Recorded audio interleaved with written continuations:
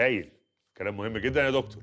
الأهم منه اسمك يتحط على التتر كمراجع تاريخي، هو ده المهم عندي. ويا ريت تشرفني بتوقيعك على العقد. أظن حضرتك ما ركزت في قراءة التقرير. بالعكس أنا قريته، مجهود جبار اللي أنت عملته، بس مع الأسف أنا ما عنديش أي وقت إني آخد بالملاحظات اللي أنت حطيتها دي كلها. التصوير ابتدى ووجود اسمك على العمل بيديله مصداقية. تصوير؟ العمل هذا ما بينفع في التصوير، كله كذب في كذب، تزوير للتاريخ. ما تبالغش قوي كده يا دكتور. انت قريت السيناريو وقلت انه شدك، وهو ده المهم، ان المشاهد يستمتع. لكن بقى لو حابب ان هو يعرف التاريخ يتفضل على المكتبه يقرا كتبك. واقع يا دكتور. أنا مستحيل أشارك في هذه الجريمة. ده واجب وطني، وانت عمرك ما اتاخرت على الوطن. التاريخ سلاح. انا مش عارف انت ليه عايز تحرم الوطن من السلاح ده. أنت الآن قلت إنه هذا عمل معمول للتسلية. وجود اسمك على العمل ده هيضيف لك انت كتير جدا، وعدم وجوده هينقص منك انت كتير جدا برضه. انا هديلك فرصه تانية تقراه عشان تحبه. انا عارف ان بعض الافلام زي الناس صعب تحبهم من اول نظره. مع كل فيلم تظهر فيه عبارة مأخوذ من قصة حقيقية، نسأل: هل يمكن الاعتماد على السينما كمصدر لرواية التاريخ؟ وندرك أن تصوراتنا عن التاريخ وأحداثه تستند بشكل كبير على السينما. أنا ريتا خان، وهذا برنامج عن السينما. سنتحدث في هذه الحلقة عن الأفلام وهي تعيد كتابة التاريخ.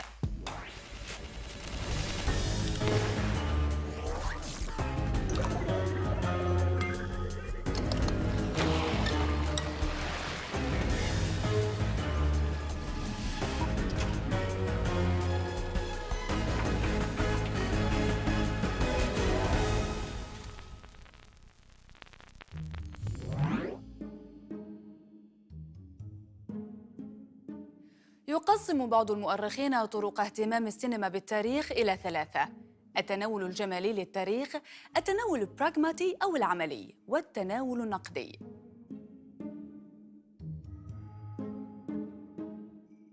فيلم كابيريا للمخرج الإيطالي جيوفاني باستروني انتج عام 1914 مثال جيد ومبكر لاستخدام جماليات السينما لشد الجمهور إلى فيلم تاريخي حكايته بسيطة وجذابة، وتزداد جاذبيتها بالأزياء والديكورات والأكسسوارات ليصبح كل مشهد بمثابة لوحة تشكيلية.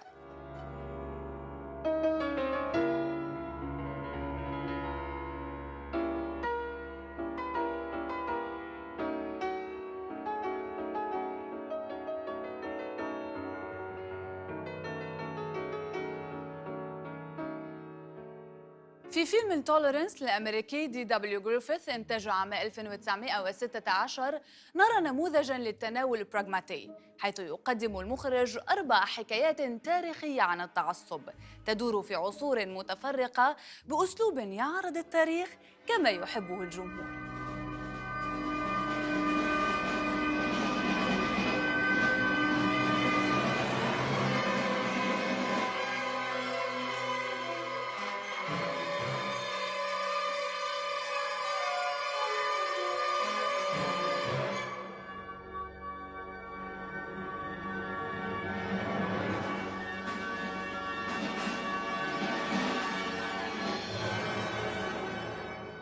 أما التناول النقدي فهو استخدام صناع السينما حدثاً تاريخياً للتعبير عن موقف ما أو إعادة قراءتهم لذلك الحدث، كما نرى في فيلم باتلشيب بوتامكن للمخرج السوفيتي سيرجي أيزنشتاين إنتاج عام 1925، وهو من أشهر الأفلام التاريخية.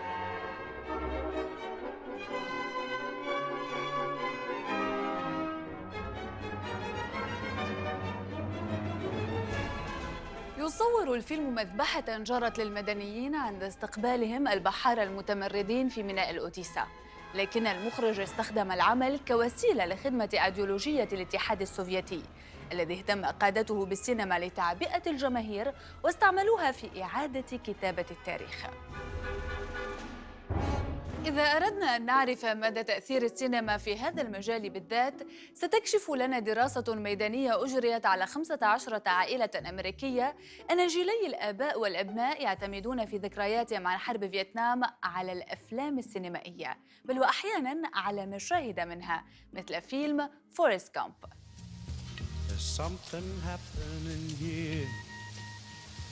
This one day, we was out walking like always, and then, just like that, somebody turned off the rain and the sun come out.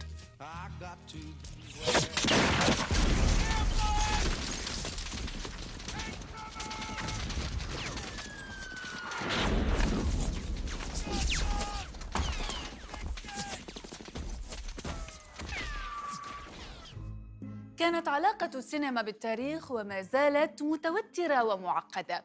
لدينا مثال واضح لهذا وهو فيلم أكتوبر 10 Days That Shook the World للمخرج سيرجي أيزنشتاين، حيث كلفته السلطات السوفيتية في عام 1927 بعمل فيلم للاحتفال بذكرى مرور 10 أعوام على ثورة أكتوبر البلشفية. أراد سيرجي أن يستخدم مشاهد من أفلام وثائقية كانت قد صورت هجوماً شنه العمال والفلاحون على قصر الشتاء في بطرسبرغ، ونجحت بسببه الثورة، لكن السلطات رفضت إعطاءه هذه الأفلام وأخفتها في ظروف غامضة ولأسباب لم يفهمها أحد. قام سيرجي باستخدام آلاف الكومبارس ليعيد تجسيد مشهد الهجوم، وحقق فيلمه نجاحاً كبيراً. وبعد سنين من سقوط الاتحاد السوفيتي، اكتشف الباحثون أن الأفلام الوثائقية الممنوعة لم يكن فيها عمال وفلاحون فقط، وإنما كان معهم جنود نظاميون اقتحموا القصر.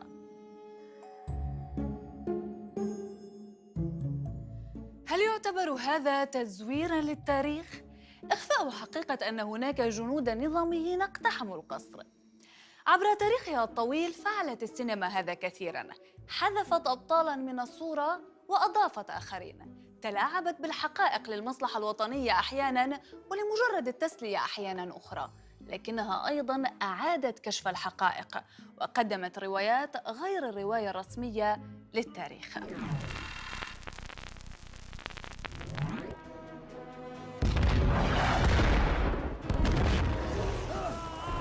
تظل معركة ستالينغراد الفصل الأكثر دموية ووحشية في الحرب العالمية الثانية. راح ضحيتها أكثر من 1,000,000 إنسان خلال محاولة الألمان السيطرة على مدينة ستالينغراد الواقعة في جنوب الاتحاد السوفيتي، ولعبت دورا حاسما في مصير هذه الحرب الدامية. ظهرت هذه الحرب في أفلام عديدة بين الوثائقي والروائي، يحمل كل منها رؤية صناعه وبلد إنتاجه. سنشاهد في هذه الفقرة كيف تم تناول هذه المعركة في السينما الأمريكية، السوفيتية والألمانية، أي كيف تمت إعادة كتابة التاريخ ب3 روايات مختلفة. Правда, снаряд-то у меня один. Мне-то что? Он попадет. Ну-ка, посуньтесь-ка. Дай гляну. من الجانب الروسي، قدم فيلم ستالينغراد الذي أنتج عام 2013 نظرة ملحمية لبطولة الجنود الذين قاوموا النازي ونجحوا في حماية المدينة من السقوط. يقدم هذا العمل الرواية الروسية التقليدية باعتبارها شاهداً على تضحيات الجنود الروس ضد قسوة وجنون العدو الألماني. Бог в теме поцеловал.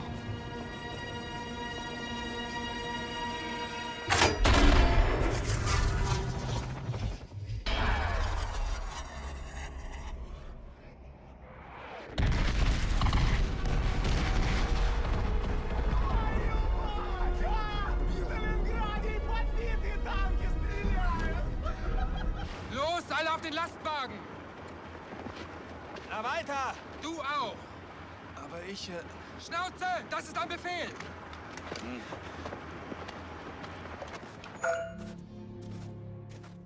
الأفلام غير الألمانية غالباً ما تظهر الجنود الألمان كآلات قتل. أما في هذا الفيلم الألماني ستالينغراد الذي أنتج عام 1993 نرى بساطة وسذاجة هؤلاء الجنود وتعاطفهم مع المدنيين الروس ووقوعهم في حيرة من أمرهم. هل يقتلون الأبرياء أم يعصون أوامر الضباط فيتم إعدامهم؟ Legt an!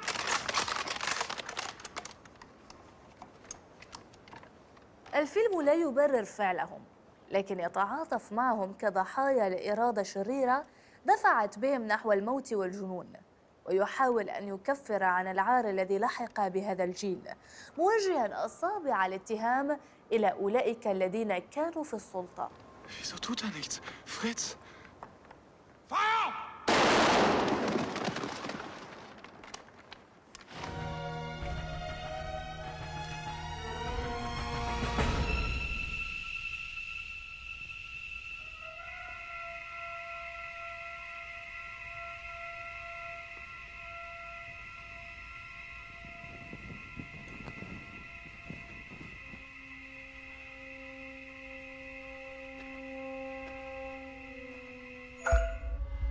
أما حكاية الجانب الأمريكي فكانت في فيلم أنمي ذا جيت الذي أنتج عام 2001، ويصور مطاردة ثنائية مثيرة بين قناص ألماني وآخر روسي أثناء المعركة، يقدمهما كبطلين مشهوداً لهما بالولاء والشجاعة، لكنهما واقعان في شرك نظامين قاتلين، هتلر وستالين.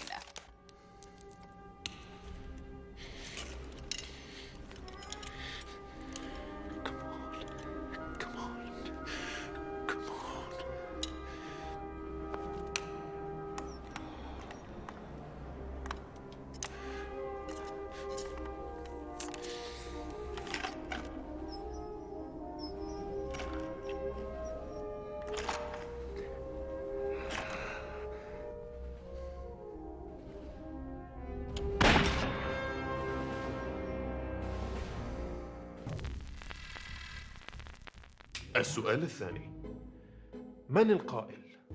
نحن لا نستسلم، ننتصر أو نموت. سهلة، عمر المختار من فيلم أسد الصحراء. We will never surrender. We win or we die. العبارة دي ملهاش علاقة بعمر المختار، والمفاجأة إن معمر القذافي هو اللي ضافها للسيناريو. أنتوا عارفين إن هو اللي أنتج الفيلم زي ما ظهر في بعض النسخ؟ وطلب إضافة عبارة على لسان عمر المختار يبشر بقائد سيقود البلاد من بعده، لكن أنطوني كوين ما رضي يقولها. صراحة كبر في نظري. على ذكر الأخطاء التاريخية، فيلم الرسالة في خطأ حاطين إنه هند بنت عتبة هي اللي حرضت وحشي على مقتل سيدنا حمزة بن عبد المطلب، في الوقت إنه جبير بن مطعم هو اللي حرض وحشي وقال له لو كنت تقتل سيدنا حمزة نعتق رقبتك. سأعتقك وأعطيك وزنك فضة وألبسك الحرير مقابل رمية كهذه. ده حقيقة ولا تغيير كده في التاريخ، حاجة فيمينست يعني؟ إيش تقصد؟ يعني أنا نكذب؟ لا لا لا لا، أنا ما قصدي كده، أنا بس لكن قلت يعني إنه هند بن عتبة لما تقتله حلو كده، دراما كده أحلى. هذا هو السؤال، متى من حقنا نغير التاريخ عشان نزود التشويق والدراما زي ما حصل في فيلم نصر صلاح الدين ليوسف شاهين؟ يا ما انتوا دمرتوا لي كل الافلام الاسطوريه اللي انا بحبها في الدنيا. ما احنا كلنا بنحب فيلم الناصر صلاح الدين، لكن لازم تعرف ان كل اللي بيحكي الفيلم عن مقابلات صلاح الدين بريتشارد قلب الاسد ملك انجلترا ما حصلش. يعني تاريخيا لما تم توقيع صلح بين الاثنين صلاح الدين بعت اخوه العادل بدل منه. كفى. امتلأ الميدان بجثث جنودنا، حتى ما كنا نريده من هذه الحرب أصبح يحيط به الغموض. ليس ما نريده، بل ما تريده أنت يا ريتشارد. ونعطيك ما أعظم، أنت تحب شخصية عيسى العوام؟ عيسى العوام؟ عيسى العوام ده رمز الوحدة الوطنية ما بين المسلمين والمسيحيين. في الحقيقة هو مسلم مش مسيحي، وأصلاً مات وقت حصار عكا، نفس اللي صار مع صلاح الدين اللي ما حضرش أصلاً وقت توقيع اتفاقية الرملة. أنعطي إشارة الهجوم الآن؟ كل عام وأنت بخير. أهنأتم أخاكم عيسى وإخوانكم المسيحيين بعيد ميلاد السيد المسيح. كل عام وأنت بخير. عام سعيد يا عيسى. كل سنة وأنت طيب. كل دي تغيير بتحصل في الحقائق وفي التاريخ؟ اخي شنو ده؟ بس في الآخر التغيير سببه مفهوم. يعني لو بدنا نوصل رسالة للجمهور بنوصلها، ليش لا؟ وهي دي المشكلة، إنك بتعامل الجمهور على إن قدراته العقلية محدودة. يعني بتيجي في الأفلام التاريخية وبتطلع له الكافر شكله وحش وسكران ودايما غضبان، مع إن كتب التراث بتقول عكس كده. مثلا أبو لهب كان اسمه كده عشان كان شكله حلو ووجهه مشرق. جاي تدافع عن ابو لهب ذاته؟ دفاع إيه يا جاهل؟ أنا بكلمك عن حقائق تاريخية. طب شفت فيلم وإسلامه؟ أنا شفته ده، كمان عملته فيه شنو؟ شفت المشهد اللي بيجي فيه رسول المغول وبيسأل لو أحب أكلم شعب مصر أكلم مين؟ هاي ده ما حصلش في الواقع. واكلم مين لما احب اخاطب الشعب المصري؟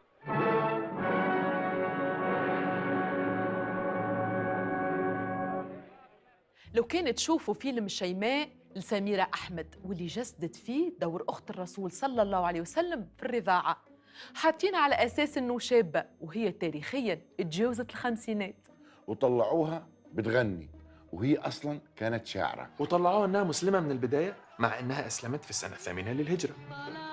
البدر نبيا ورسولا عربيا ينشر القرآن نورا وضياء قدسيا ولكم بدنا حيارى والتقطناه مليا فبدا اليوم جليا من ثنيات الوداع. لا يا جماعه، اسمع اقول لكم حاجه.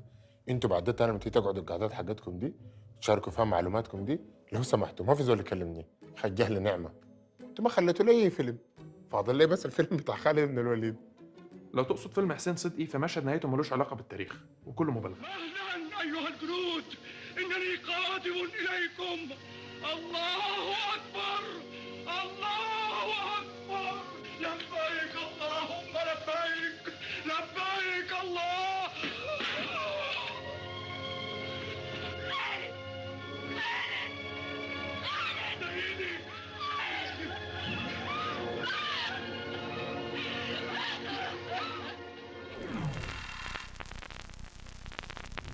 التلاعب بحقائق التاريخ فن برع فيه المخرج الشهير كوينتين تارانتينو، وأصبح ميزة للكثير من أفلامه ما بعد الحداثة. لا يكتفي تارانتينو بالتلاعب بالتقاليد السينمائية، بل يفرض رؤيته الخاصة على حقائق التاريخ، فبالنسبة له لا يوجد ما هو مقدس. لكنه لا يتلاعب بالتاريخ كجزء من البروباغندا ولخدمة سلطة معينة مثل مخرجين آخرين، وإنما بطريقة فنية ساخرة ومثيرة للتفكير. ففي فيلم إنغلوريوس باستردز إنتاج عام 2009 يتخذ من السنة الأولى للاحتلال الألماني لفرنسا في الحرب العالمية الثانية خلفية لفيلمه.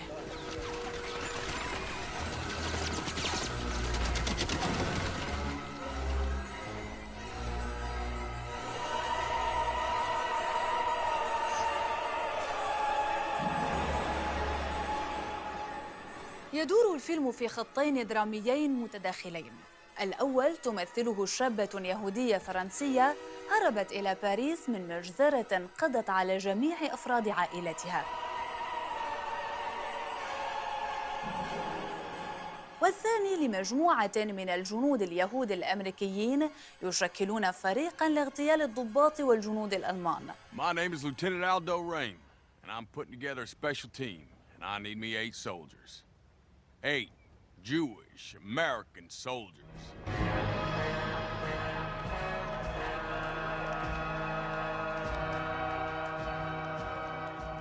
عبر الفتاة والجنود يعيد الفيلم كتابة التاريخ لينتقم الضحايا هذه المرة من الجلاد.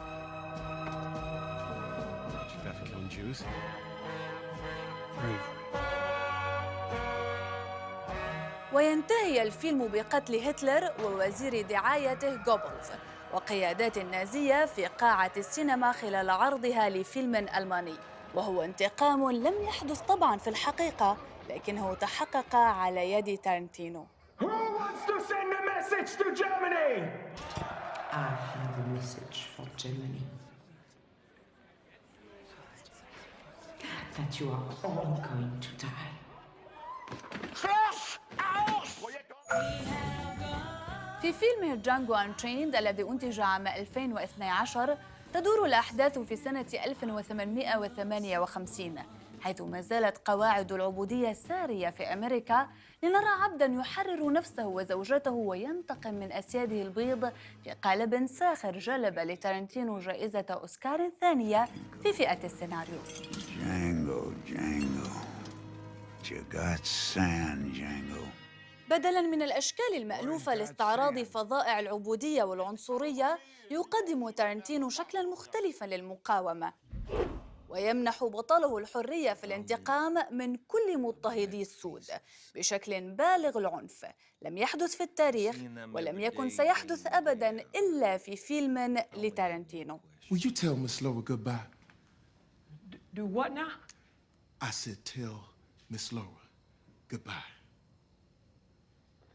Bye, Miss Laura. في أحدث أفلامه Once Upon a Time in Hollywood يستلم تارنتينو هذا العمل من حادثة حقيقية جرت عام 1969 حين قام مجموعة من المهاويس أو الهيبيز يحملون اسم مانسون فاميلي بقتل الممثلة شارون تيت وأصدقائها في واحدة من أعنف الجرائم. خلق الفيلم شخصيتين خياليتين، ممثل ودوبلير.